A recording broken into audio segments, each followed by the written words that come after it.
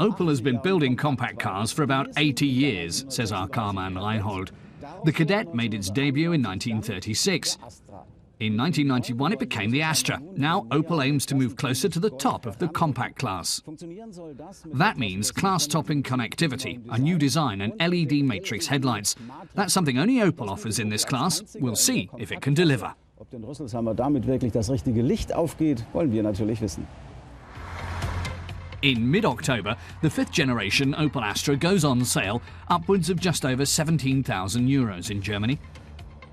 3 gasoline engines and 1 diesel unit are available. We tested the 1.4-litre gasoline engine with 110 kilowatts. It sprints from 0 to 100 kilometers per hour in 8.5 seconds. Manufacturer's fuel consumption is 5.1 litres per 100 kilometers. The interior is completely new, says Reinhold, and the designers have responded to criticism that the centre console was cluttered with controls. There's enormous headroom in the Astra. The optional ergonomic high-performance seats are comfortable over long distances.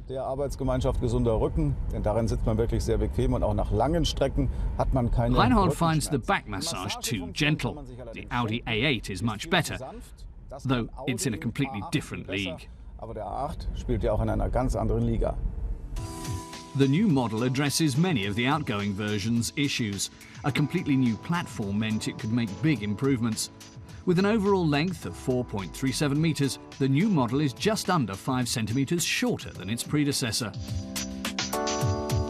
The wheelbase has also shrunk by 2 centimeters. Even so, there is now more room inside. The interior was an interesting journey for us. So we came from a very good car, and in this car we wanted to first drive the principles of sculptural artistry meets German precision. Again, our design philosophy evolved again, but there were a couple of things that we wanted to do. Simplicity, clarity, and efficiency was our mantra. The changes in the interior are immediately apparent. The confusing array of buttons is a thing of the past. Behind the 3-spoke steering wheel are 4 easy-to-read dials and a large information display.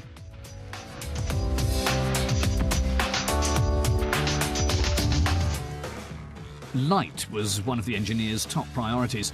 Opel offers optional full LED matrix headlights, which it calls IntelliLux.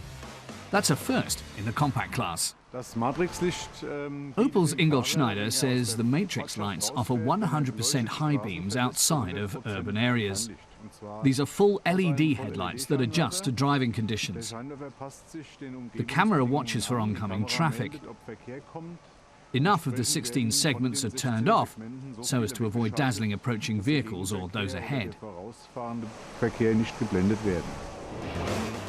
Technical innovations, such as matrix lights and the OnStar assist system, see the new Astra throwing down the gauntlet to the competition. Reinhold says there are lots of good things about the new Astra: fresh design, new engines, reduced weight, LED matrix headlights, and OnStar. The Astra isn't just safer, it's also more convenient. In contrast, the sat-nav gets a minus point since the screen view changes much too slowly in city traffic.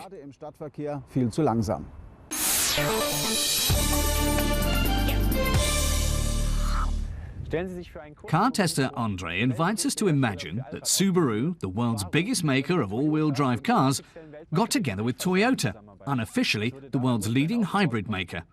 What kind of car would come out of that? Probably one of the sportiest rear-wheel drive coupes going. It's called the Toyota GT86, and together with its siblings, it's the only car in existence that combines a front-mounted boxer engine with rear-wheel drive. The GT86 is Toyota's first sports car in 10 years. That's a long time for fans to build expectations. Andre claims that if you read about the GT86 in internet forums, you'll find many contributors saying it doesn't have enough power. But at 200 horsepower to a 1,200 kilogram curb weight, it's quite adequate for sporty driving. Andre speculates that not having a turbo engine with powerful torque might scare buyers off, but the linear performance figures of the GT86's normally aspirated engine won him over. He had fun testing the engine's entire speed range.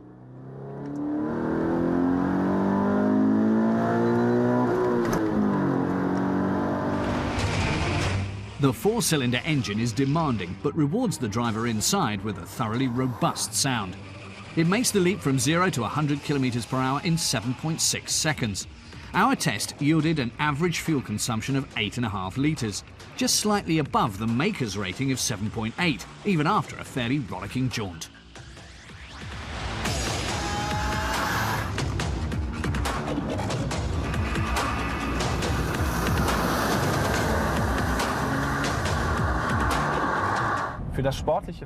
For sporty driving over country roads, Andre strongly recommends the GT86's VSC Sport mode, which lets the driver explore the rear-wheel drive's dynamics. The vehicle stability control cuts some slack on the lateral acceleration, but jumps in to keep the car from drifting into dangerous situations. But if the driver wishes to test his own abilities on a track, he can turn off the electronic stability program completely and fishtail around the curves all he wants. An axle load distribution of 53 to 47 gives this Toyota almost perfect balance. That and the low centre of gravity allowed by the Boxer engine add up to vastly improved handling.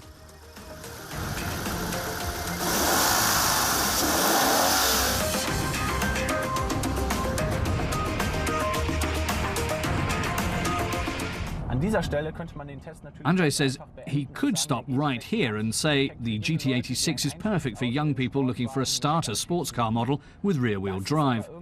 But that'd be only half the story, because people who choose rear-wheel drive for their first car normally want to use it for everyday driving. And that's just where the GT86 reveals its weaknesses. Those weaknesses are most apparent in the interior. Purists might miss the oil gauge next to the easily readable, centrally placed tachometer.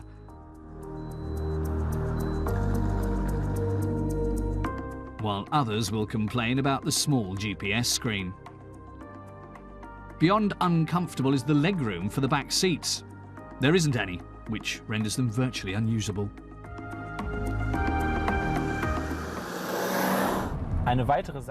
Andres found something else that makes the GT86 less than ideal for everyday driving: the location of the electric window switches. Intuitively, he would look for them at arm's length on the door's armrest, but they're further forward, so he has to reach around the handle. He finds that a bit annoying and not entirely safe while driving. Outside, snappy, streamlined contours accentuate the sports car's design.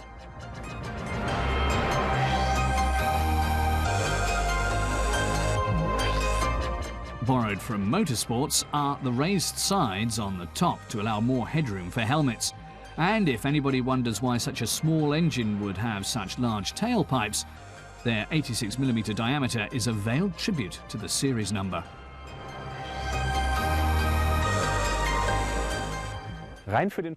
Andre thinks the GT86 would be more practical if it had a large hatchback reaching up to the roof and opening upward. But Toyota's only put out a modest version with a relatively narrow opening. So if something happens to fall into the trunk, it takes long arms to reach it. Practicality isn't the GT86's strong point, but for purists or people looking for a sporty second car, he thinks it might be just right.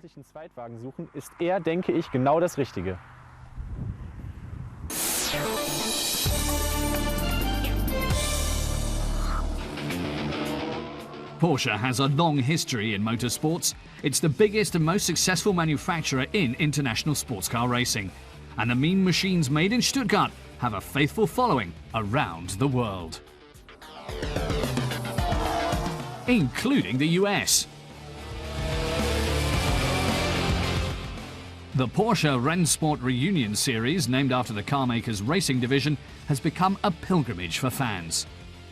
This fifth installment was hosted at the Laguna Seca Raceway in California in September. As always, there are massive queues at the Porsche souvenir store.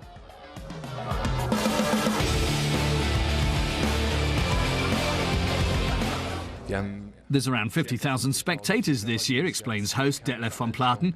There's no other event like this in the US, he reckons, or perhaps the world.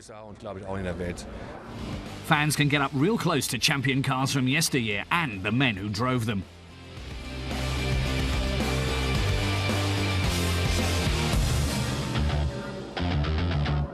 Le Mans winner Hans-Joachim Stuck has never seen so many Porsche enthusiasts in one place. Porsche are the only manufacturers in the world that could ever put on an event like this because they've been there ever since the day they rolled a wheel.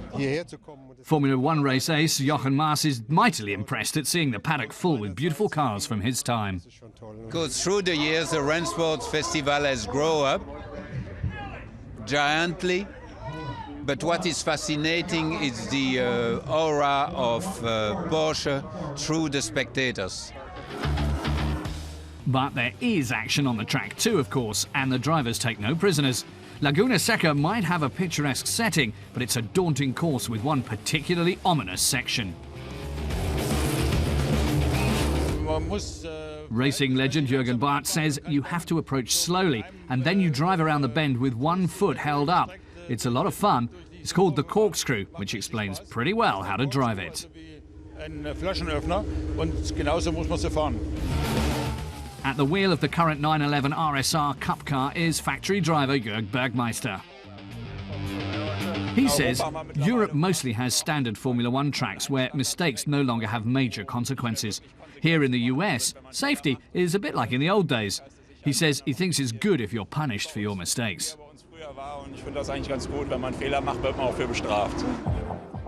The parade of vintage racers is a delight for the fans and their heroes. Racing veteran Hans-Joachim Stuck says it brings back lovely memories of his first Le Mans win. It still gives him goosebumps driving here, and it's the highlight of his year. Well over 100 cars are entered in the various races, among them a number of treasures from the Porsche Museum. Klaus Bischoff is the director, and he says it's always an exciting occasion with the best cars and the best drivers. And then they're off, rolling back the years and the kilometres. And it's a thrill a minute for the drivers. The Porsche Rennsport reunion is a unique event and reflects the massive following Porsche has in the US.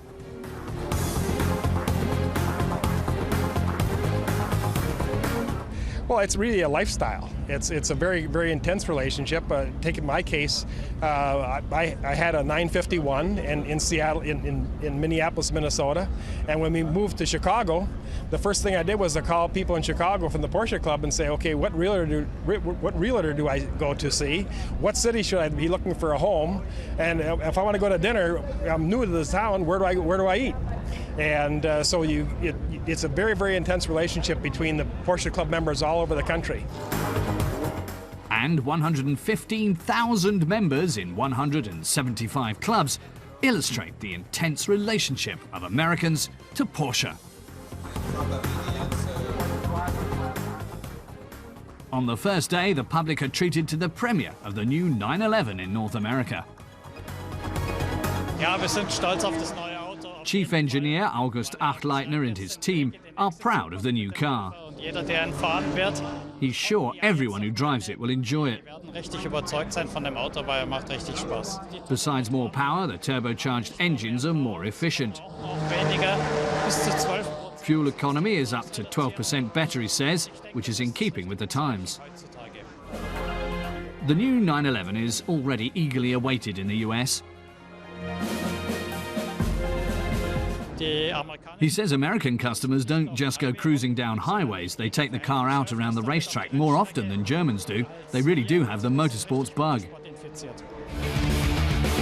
Soon, the new 911 will be gracing the racetracks of the US. Here at Laguna, however, it's the blasts from the past that the fans are focusing on at the Porsche Rennsport reunion.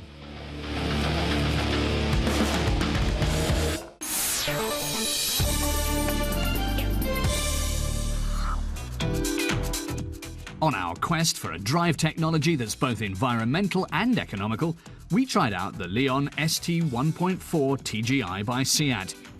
It has a bivalent or bi-fuel engine, meaning it runs on both natural and normal gas. The tanks are under the car and inside the trunk floor. One holds some 15 kilos of natural gas, the other takes 50 litres of gasoline for a combined range of 1,300 kilometres. Under the hood is the 1.4-litre engine, which, after some technical adjustments, runs on both fuel types.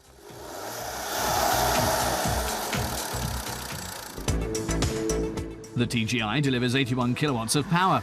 Seat rates fuel consumption at 3.5 kilos per 100 kilometres, emitting less than 100 grams of CO2 per kilometre.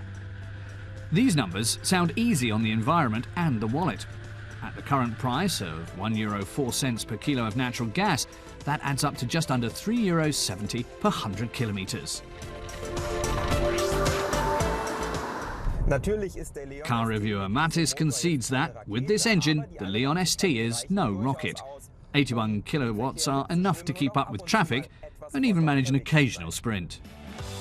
As long as there's natural gas in the tank, the bivalent Leon's engine will use it instead of the gasoline.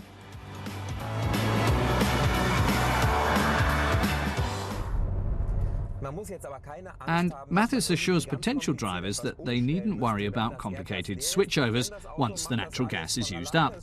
The car automatically changes to gasoline power. But you want to get to a natural gas fueling station as soon as possible, since driving on normal fuel costs more money.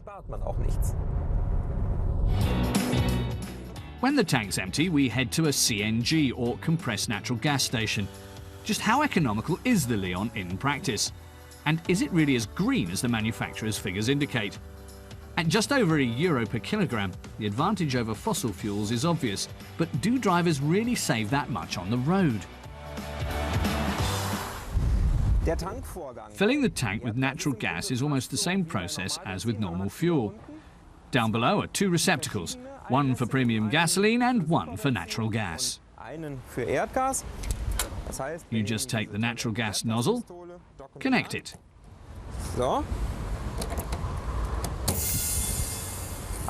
Press the button and wait until the tank is filled.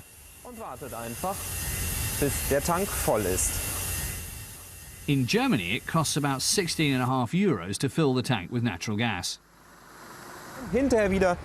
When the nozzle is disconnected, there's a little hiss, and then you're done.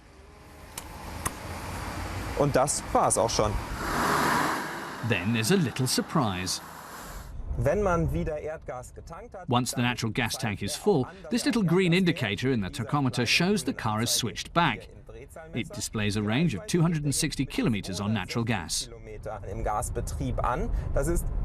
But that's considerably less than what Seat promises, which was a range of some 400 kilometers on natural gas, for a total range of 1,300 kilometers together with gasoline power. This is where the theory diverges from the practice.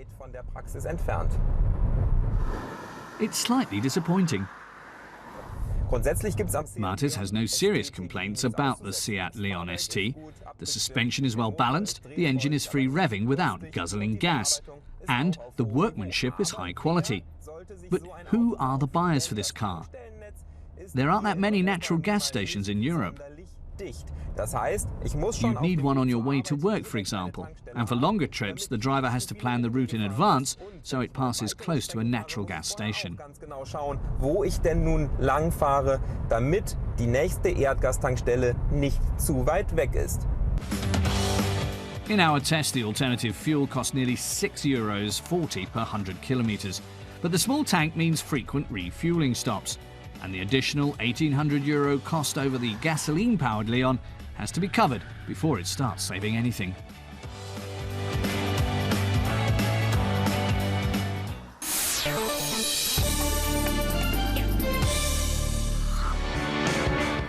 The VW Beetle sold over 21.5 million units over its record-breaking 65-year history.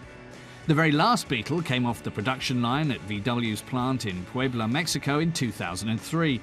Indisputably, this is the cult car from Germany.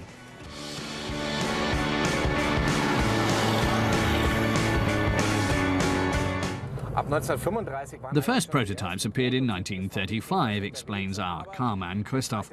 But the Second World War cut short plans for mass production. That finally got underway in 1945, the starting year of an amazing success story. Käfer für die Massen produziert und damit beginnt eine unglaubliche Erfolgsgeschichte. This Beetle is certainly not the product of mass manufacture. It was one of 10 models hand-built, not in Wolfsburg or Mexico, but in Switzerland. This extremely rare species of beetle goes by the name Volkswagen Beutler Pickup. It was born in 1950.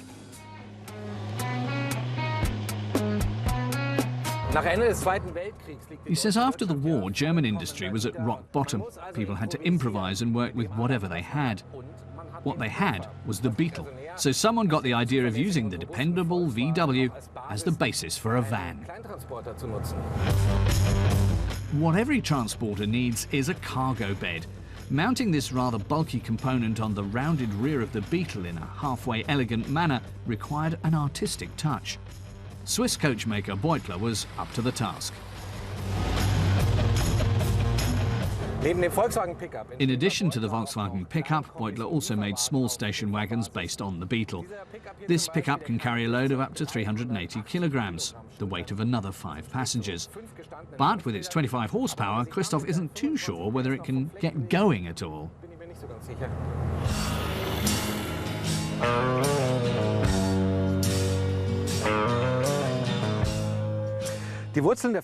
He says the Beutler company had its roots in the construction of fancy sports coupes and convertibles, of bodyworks like Bertone, Giugiaro and Pininfarina. So when it was asked to build a commercial vehicle, it added a touch of elegance. The split rear window was replaced by a single rectangle, but look how this cargo platform nestles on this shapely rear. And then there's still a canvas sunroof. It's as luxurious a pickup as you could get. Even though it was born in the Swiss town of Thun, there's no denying this Beetle's roots. The striking rear with the iconic split oval window had to give way to the loading area.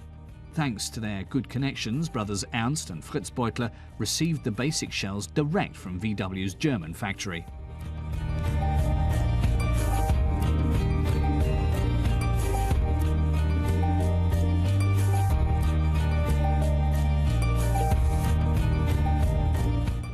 The delicate two-spoke steering wheel and all kinds of chrome embellishments show these Beetles were really the more expensive export version.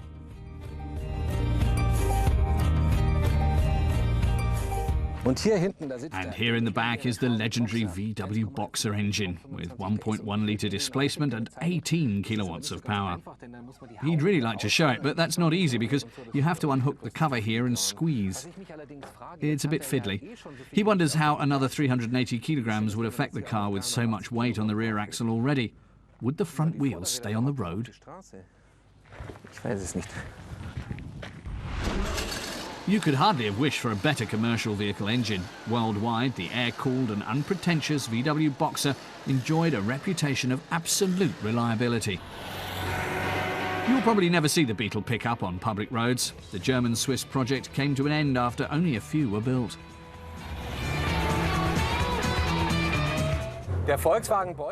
He says the Volkswagen Beutler pickup soon got some pretty tough competition from its own ranks. In 1952, a flatbed version of the VW bus went on the market. It could haul 900 kilograms and cost less than the hand-built Beetle pickup. So it's no wonder that just under a dozen were produced, and Beutler itself used the first 5. Gerade mal ein knappes Dutzend entsteht und die ersten 5, die soll die Firma Beutler sogar selbst als Dienstwagen genutzt haben. The reason was simple. The price of 8,000 Swiss francs was out of reach of most small businesses in 1950. Even if it was a commercial flop, the concept of the VW Beutler pickup was groundbreaking.